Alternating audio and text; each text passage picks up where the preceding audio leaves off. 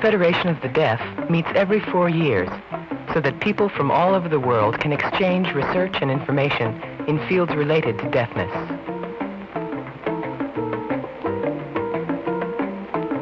The 7th World Congress of the World Federation of the Deaf met at the Washington Hilton Hotel in Washington, D.C.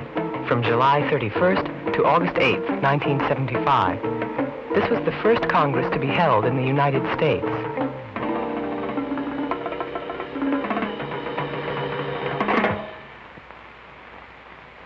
The National Association of the Deaf sponsored the meeting with the help of a grant from the Social and Rehabilitation Service of the United States Department of Health, Education, and Welfare.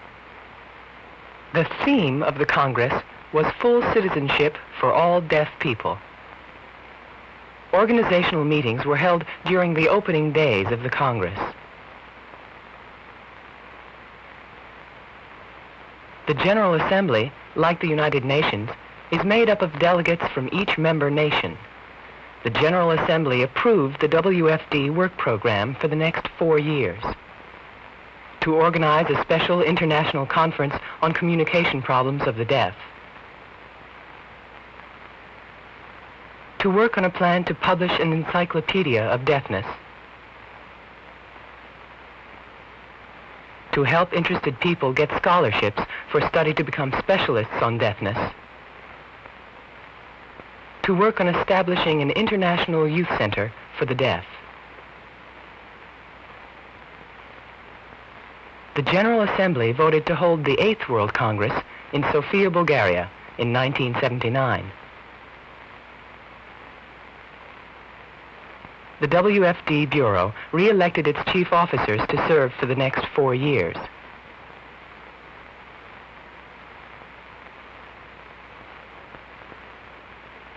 The Caption Center asked Dr. Vukotic, the president of the World Federation of the Deaf, how the organization has changed since he took office in 1955.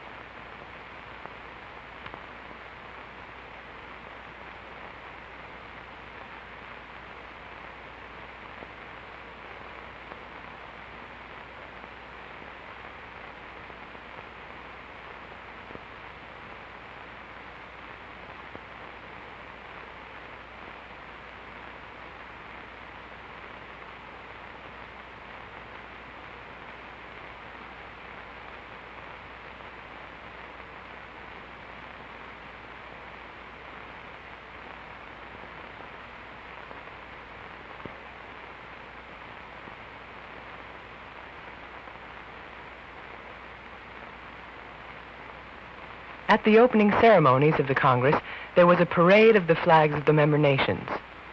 The delegations were welcomed to the United States. Bernard Bragg of the National Theater of the Deaf signed the national anthem.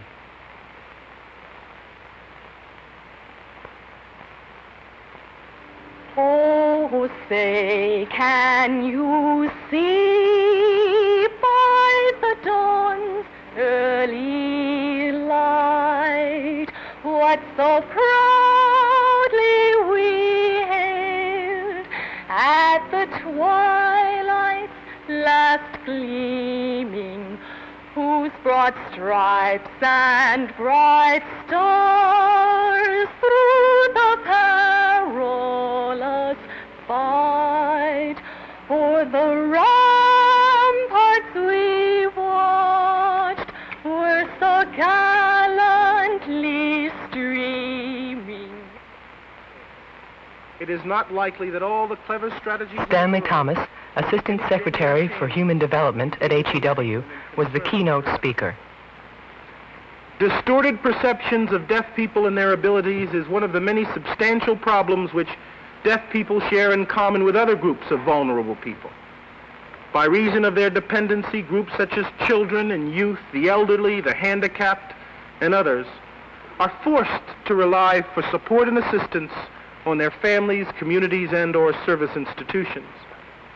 While many government and private programs have been created to serve their needs, too often the focus of these programs has been on their dependency rather than on freeing their human potential.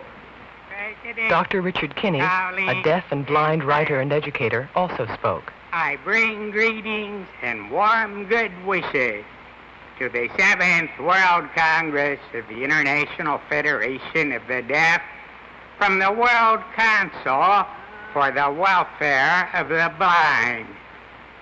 Two groups that make up in brain power for anything we may lack in eye or ear power. Our organizations have much in common. Both are worldwide and include people of many nations, races, and creeds. Both of us know that a blind person can do anything that a seeing person can do except see, and that a deaf person can do anything that a hearing person can do except hear. Both of us are working for the day in which the deaf and the blind will achieve equal rights and equal opportunity in order that we may make equal contributions to our nations and the world. President Boris Zeman of the World Council for the Welfare of the Blind has asked me to pledge our full cooperation as we strive together toward this goal. There were interpreters at every meeting of the Congress to translate the discussions into the many spoken and manual languages of the international delegates. Two interpreters at the front of each room translated lectures and discussions into international and American Sign Language.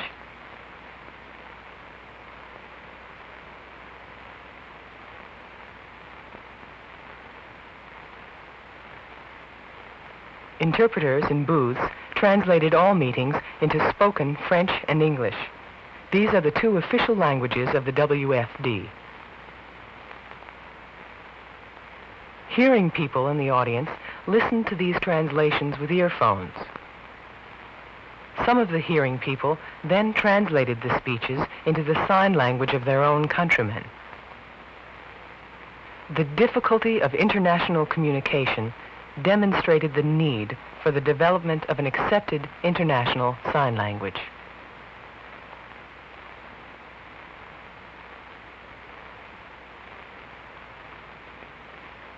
Justuno, the Dictionary of International Sign Language, was introduced at a meeting of the Commission on Communications. The dictionary was agreed on and adopted by the Unification of Signs Commission of the WFD.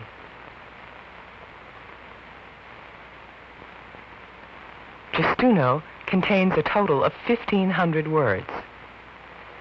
Signs from many countries were compared, and the signs that seemed most natural and clear were chosen for Justuno. The meaning of each sign is written in both French and English, and signs are explained by symbols for people who are not familiar with either written language.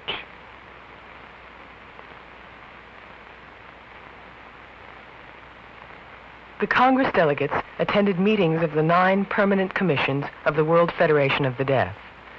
Experts in many different fields talked about the most recent developments in deafness research and technology and in social and educational services for the deaf.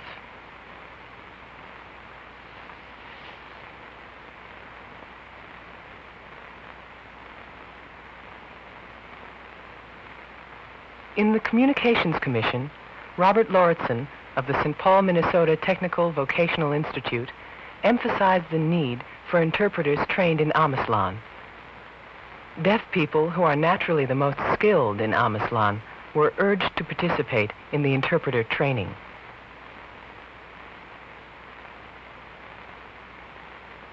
Malcolm Norwood, Chief of Captioned Films and Telecommunications for HEW, said that captions are the best way of communicating with deaf people through the media. He said that captioned films have had a profound effect on the lifestyles of deaf people. telecommunications devices for the deaf were also discussed in meetings of the Commission on Communications. A panel discussion of such devices was conducted by TTY with the help of a satellite. One of the panelists was in Sweden. 2 others were in California.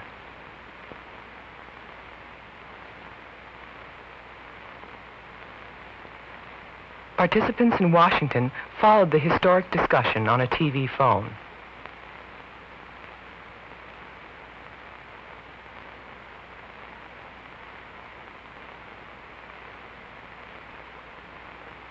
Julius Sami of Iran suggested to the Commission on Psychology that a new sign language literature be developed to be recorded on film and videotape. At the closing ceremony, the Commission asked each member country of the WFD to bring a folk story to the next Congress in 1979. The development of this literature will encourage deaf people to explore, enjoy, and respect the sign language.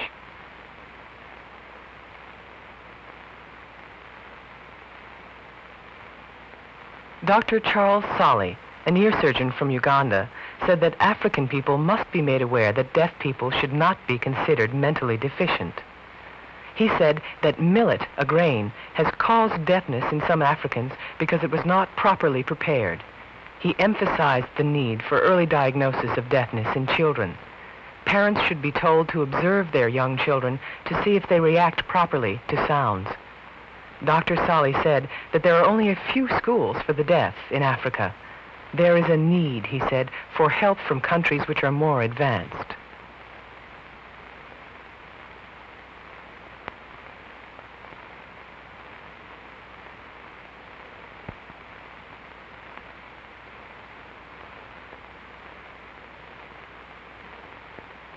The Commission on Technical Assistance to the Deaf in Developing Countries stressed the need for international attention to the problems of the deaf.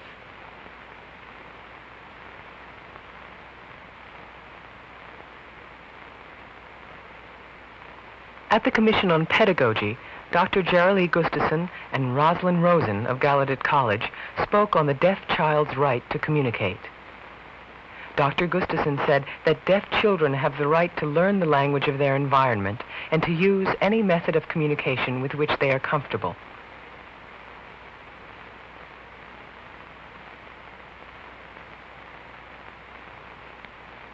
It is difficult for deaf children to learn a full language from lip reading, she said, because some lip movements are too small for young children to see. Also, many sounds look the same on some people's lips.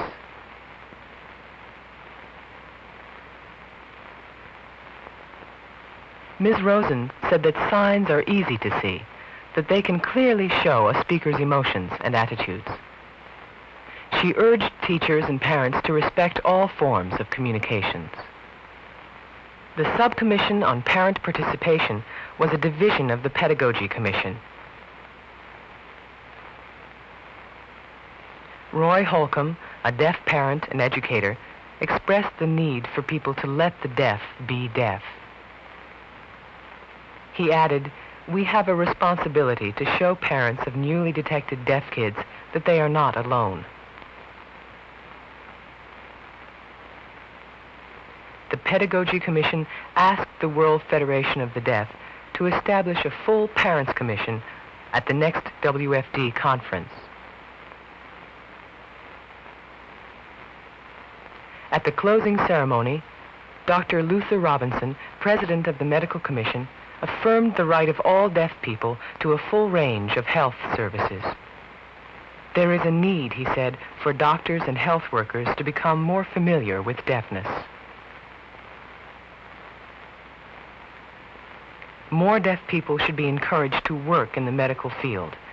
Early in the week, Mrs. Ronnie Fisher, a registered nurse, spoke to the Commission about the licensed vocational nurse training program for deaf students at Los Angeles Trade Technical College.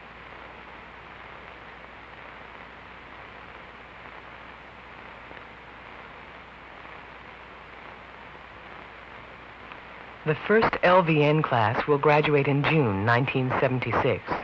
All of the students have already been promised jobs.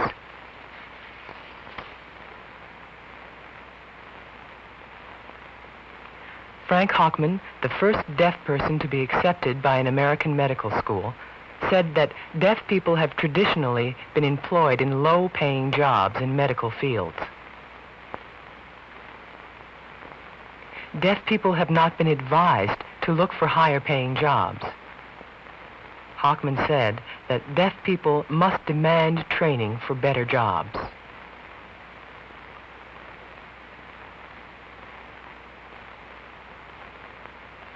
Carl Aguila of the Philippines told the Commission on Social Aspects of Deafness that life is difficult for deaf people in developing countries. He said that the quality of education is not good and that there are not many jobs available. He said that the Philippines has established the first organization for the deaf in Southeast Asia, but he thinks that the group would be able to help the deaf more if it were controlled by deaf people. Dr. Pierre Gorman of Australia spoke to the Commission about the special problems which old age causes for deaf people. He said that when elderly deaf people lose their teeth, it becomes more difficult to speak properly because there is less vibration in a mouth with fewer teeth. He urged deaf people to have good dental care throughout their lives.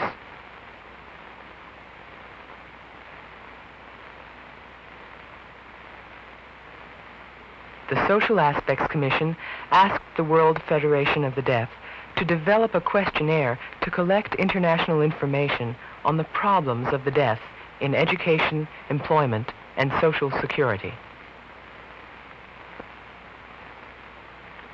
The Commission suggested that the WFD publish a bulletin on the legal rights of deaf people and that the WFD begin a journal of information on social rehabilitation problems in member nations.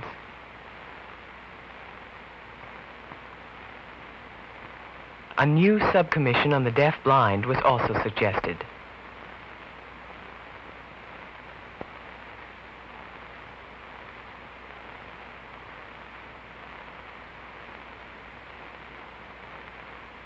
The Commission on Vocational Rehabilitation recommended that all member nations establish properly staffed counseling centers for the deaf in major cities. It was also suggested that the sign language of the deaf be taught in schools for the hearing.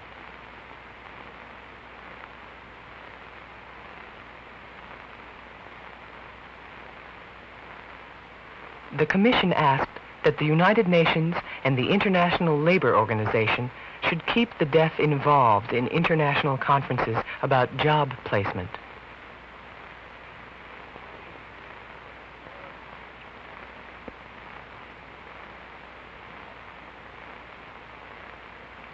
The Commission on Spiritual Care urged all religious organizations to provide religious leaders and complete training for clergy so that deaf people will not be excluded from religious activities and worship.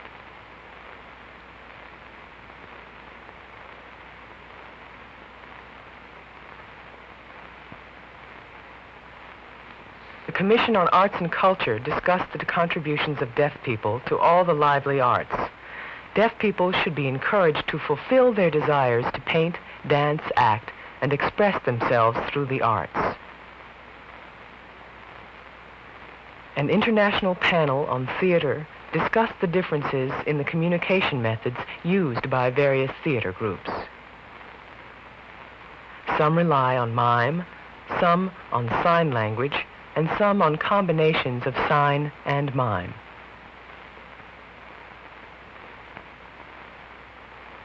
Gunilla Wagström of the Swedish VIIth Theater described their form of visual theater, which can be acted equally well by deaf or hearing actors. The VIIth productions use a kind of body language and are designed to entertain deaf audiences and to educate hearing people about deafness.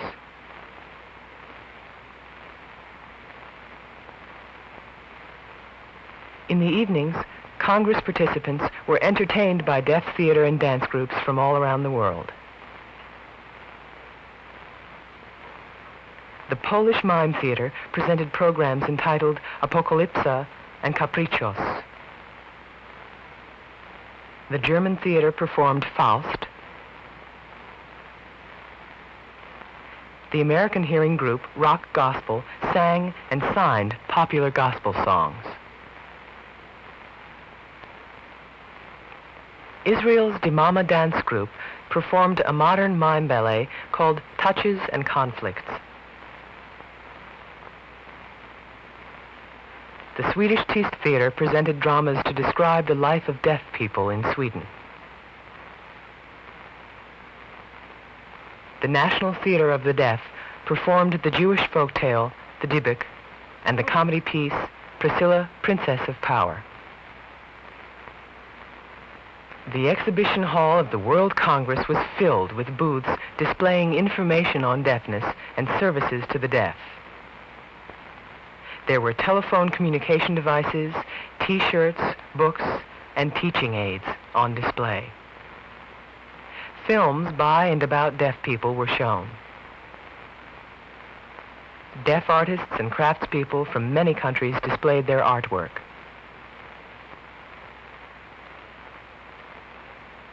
On Tuesday, August 5th, Gallaudet College hosted a convocation for the World Congress.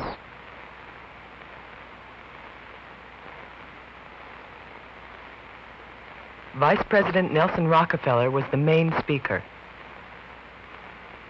He said that deaf people should have the chance to reach their full human potential. He said the United States government needs the benefit of deaf people's opinions, ideas, knowledge, energies, and imagination. He said that the society must have the wisdom not to waste the talents of deaf people. The first Powery V. Doctor medallions for international service were presented at the convocation to Quota International, a woman's professional organization, and to Thomas H. Sutcliffe, a deaf priest from Great Britain, and to Fritz Geisberger, a teacher of the deaf in West Germany.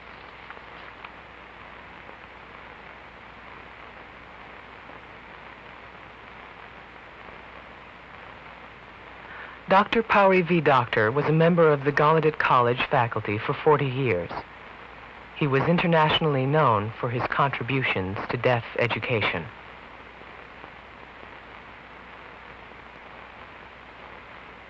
Quota International was cited for creating public awareness of deafness with its Shatter Silence program. It was also cited for offering fellowships for study at Gallaudet College.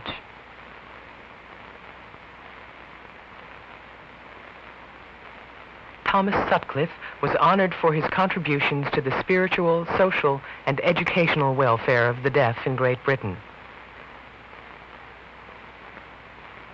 Fritz Geisberger was honored for introducing manual communication to the schools of West Germany. WFD President VIIth led the closing ceremonies of the 7th World Congress of the Deaf. At the ceremonies, each commission delivered a final report. Then Dr. VIIth and Dr. Magaratto presented International Solidarity Merit Awards to the National Association of the Deaf and to Gallaudet College. A special award was given posthumously to Dr. Powery V. Doctor. It was an emotional moment for many people as Dr. Edward Merrill, president of Gallaudet, accepted the award for Dr. Powery Doctor.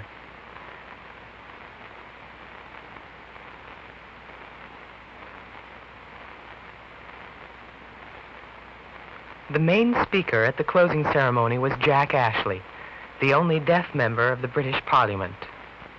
He said that the World Congress will tell the world that the deaf will not accept discrimination anymore. Ashley said that deaf people should create a Bill of Rights for the deaf, which will guarantee freedom, dignity, and equality for all of the deaf people in the world.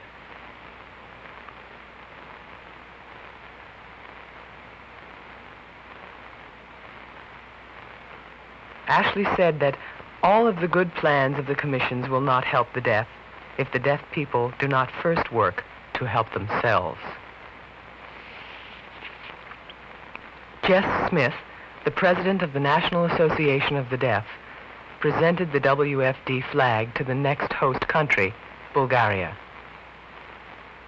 And Frederick Schreiber, the executive secretary of the NAD, then officially closed the Congress.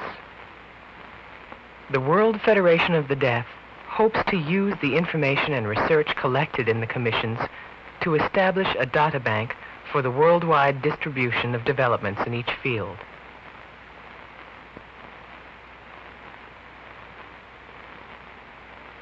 Funds for the World Federation of the Deaf have been very limited, and the fiscal problem has reduced the ability of the WFD to function effectively between world congresses. Limited funds for newsletters and other publications have made sharing the information gleaned at the congresses difficult. The WFD hopes to increase its financial support from government grants and from continuing work with the United Nations on projects about deafness and the expanded efforts to develop international sign language.